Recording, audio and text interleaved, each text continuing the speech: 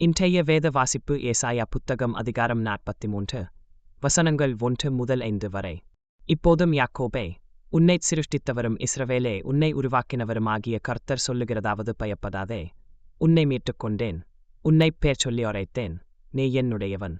நீ தண்ணீர்களைக் கடக்கும் போது நான் உன்னோடு இருப்பேன். நீ ஆறுகளைக் கடக்கும் போது அவைகள் உன்மேல் புரளுவதில்லை. நீ அக்கினியில் நடக்கும்போது வேகாதிருப்பாய், அக்கினி ஜுவாலை உன் பேரில் பற்றாது. நான் இஸ்ரவேலின் பரிசுத்தரும் உன் இரட்சகருமாயிருக்கிற உன் தேவனாகிய கர்த்தர். உன்னை மீட்கும் பொருளாக எகிப்தையும் உனக்கு ஈடாக எத்தியோப்பியாவையும் சேபாவையும் கொடுத்தேன். நீ என் பார்வைக்கு அருமையானபடியினால் கனம் பெற்றாய்.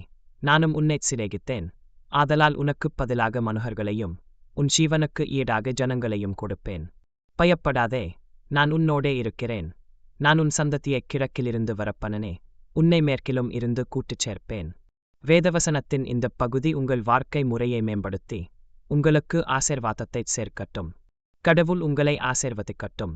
நம்முடைய பிதாவாகிய தேவனாலும் கர்த்தராகிய இயேசு கிறிஸ்துவினாலும் வரும் கிருபையினாலும் சமாதானத்தினாலும் உங்கள் நான் ஆசீர்வதிக்கப்படட்டும்.